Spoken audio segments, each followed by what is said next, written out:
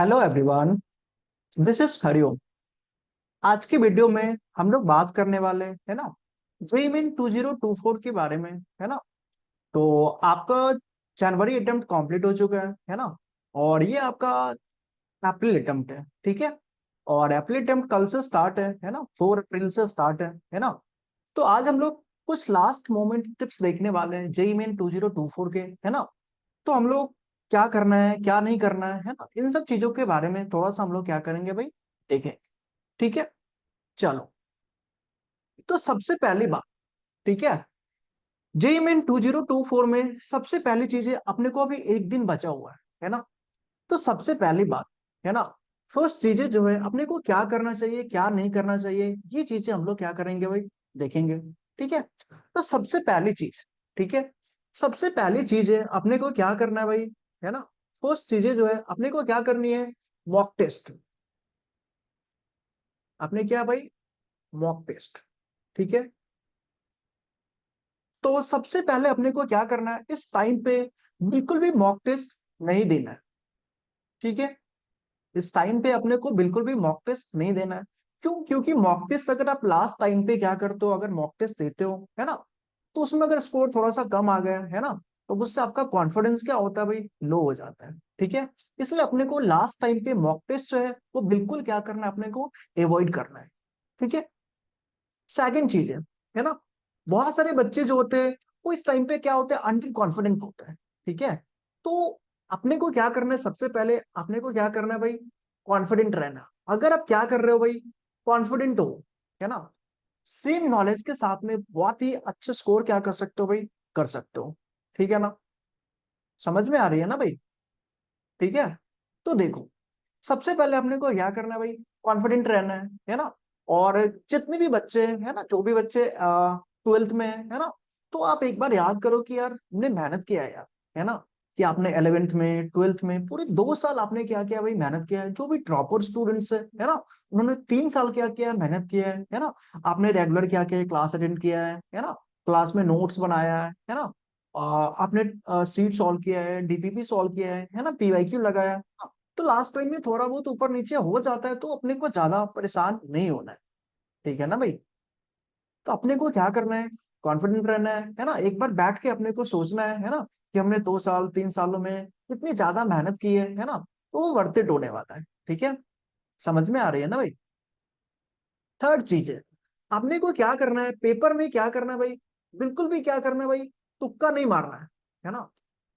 एक भी क्वेश्चन अपने को तुक्का क्या करना है, नहीं मारना है। ठीक है, क्योंकि तुक्का मारने से यार आपका नेगेटिव मार्किंग है ना, तो आपका स्कोर और भी क्या होगा भाई, खराब ही होगा। अगर हाँ, अगर आपको 50-50 कहीं पे चांस है ना, आपको लग रहा है ना, तो थोड़ा बहुत आप क्या कर सकते हो भाई, रिस्क ले सकते हो। ठीक है ना, अदरवाइज आपको क्या करना है, बिल्कुल भी तुक्का क्या करना है भाई, नहीं। ये हो गई, है ना। अब अपने को क्या करना है, पेपर जो है ना, एग्जाम में पेपर अपने को कैसे सॉल्व करना है ना, ये अपने को क्या करना है भाई, देखना है।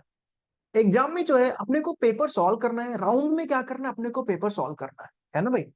पेपर जो अपने को सॉल्व करना है कैसे, जैसे राउंड में अपने को क्या करना है, सॉल्व करना है। जैसे मान लो, है ना, राउंड में अपने को क्या करना है भाई, सॉल्व करना है। जैसे आपका क्या हो गया भाई, राउंड वन हो गया, है ना, राउंड वन, है ना, राउंड टू, है ना, और राउंड थ्री। तो अपने को 3 राउंड में पेपर अपने को क्या करना है भाई, सॉल्व करना है ना।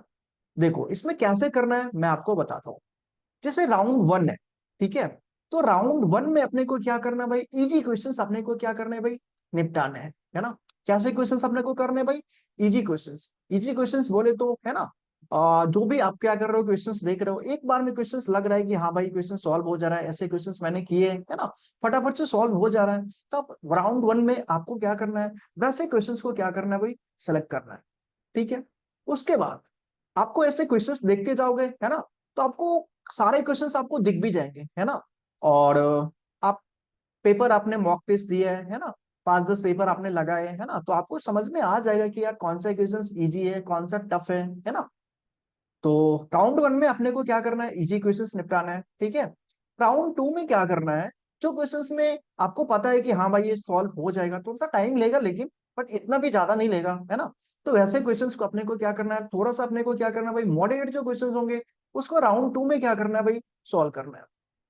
ठीक है, समझ में आ रही है ना। और जो भी टफ क्वेश्चंस है ना, उसको राउंड 3 में क्या करना है, सॉल्व करना है। ठीक है, जो भी टफ क्वेश्चंस है उसको अपने को क्या करना भाई, राउंड 3 में अपने को क्या करना है, सॉल्व करनी है। इससे क्या होगा, है ना, राउंड 1, राउंड 2, राउंड 3 अगर ऐसे आप क्वेश्चन सॉल्व करते हो तो इससे क्या होगा कि आपसे कोई भी इजी क्वेश्चन जो है ना, वो इजी क्वेश्चन आपसे नहीं छूटेगा। जैसे मान लो किसी स्टूडेंट का फिजिक्स अच्छा है ना, पर उसी में एक एक क्वेश्चन कर करके एकदम सॉल्व करने में लगे हुए हैं, है ना, तो हो सकता है उस बार का केमिस्ट्री के पेपर इजी आया हो, है ना, मैथ्स का पेपर इजी आया हो, है ना, तो वैसे क्वेश्चंस क्या होते हैं, छूट जाता है। लेकिन आप राउंड वाइज सॉल्व करते हो, है ना, तो आप सबसे पहले क्या करोगे, गो थ्रू करोगे इजी क्वेश्चंस के साथ में। ठीक है, आप पहले क्या करोगे, सारे इजी क्वेश्चन सॉल्व करोगे, है ना, आपका टाइम ज्यादा नहीं लगने वाला है ना। और इजी क्वेश्चंस अगर मान लो आप सॉल्व करते हो, है ना, तो लगभग लगभग 40 to 40% जो क्वेश्चंस होते हैं इजी होते हैं, है ना, 40% क्वेश्चन होते हैं मॉडरेट होते हैं ना, और 10 to 20% क्वेश्चन होते हैं वो क्या होते हैं, टफ होते हैं।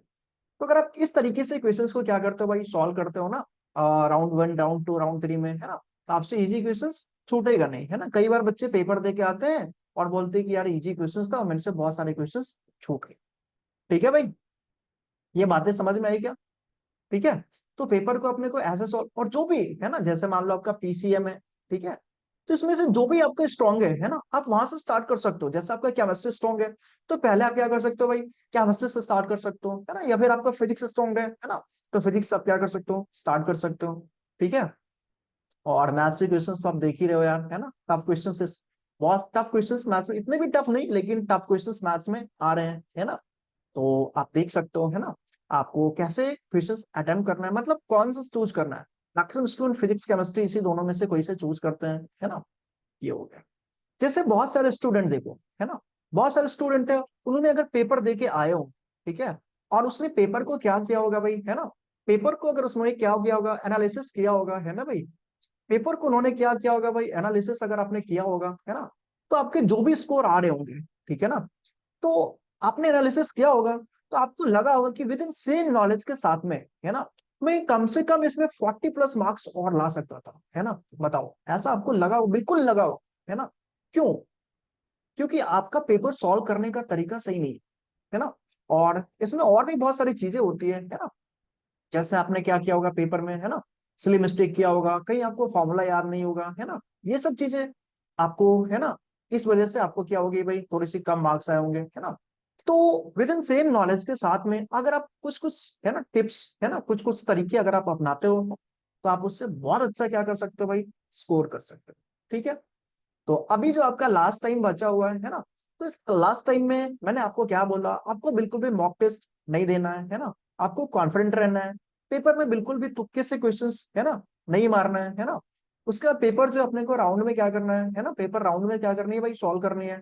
ठीक है, अभी फिलहाल क्या करना है ना, जो आपने पेपर दिए होंगे भाई, ठीक है ना, जो आपने, है ना, जनवरी अटेम्प्ट में जो आपने क्या किया भाई, पेपर दिया है, ठीक है, जो आपने क्या किया भाई जनवरी अटेम्प्ट में, जो आपने क्या किया भाई, पेपर दिया है, ठीक है ना, तो जनवरी अटेम्प्ट में जो भी आपके पेपर हुए हैं, है ना, उस पेपर को अभी आपको सॉल्व नहीं करना है ना।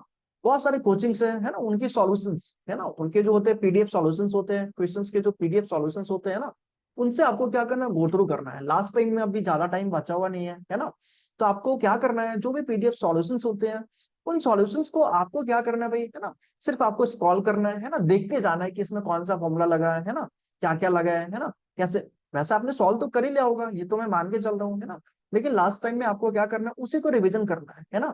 उस पीडीएफ के थ्रू अपने को क्या करना है भाई, क्वेश्चंस देखना है ना, कौन कौन से फॉर्मूले लगे हैं। क्योंकि आप देख रहे हो ना भाई, जेई मेन 2023 में जो भी पेपर आया था, है ना, जो भी क्वेश्चंस थे, उसी टाइप के, सेम टाइप के क्वेश्चंस, है ना, बिल्कुल सेम बेंचमार्किंग के पेपर थे, है ना। वैसे ही क्वेश्चंस 2024 में भी आए हैं, है ना, जनवरी में, है ना, और अप्रैल में भी वैसे ही पेपर आएंगे। ठीक है, तो आप ये मान के चल सकते हो, है ना, और अगर आप ये करके जाओगे, है ना, आपका बहुत ही क्या होगा भाई, फायदा होगा, है ना, और आप सेम नॉलेज के साथ में बहुत अच्छे स्कोर क्या कर सकते हो भाई, है ना, अचीव कर सकते हो। ठीक है, थैंक यू, फिर हम लोग मिलते हैं।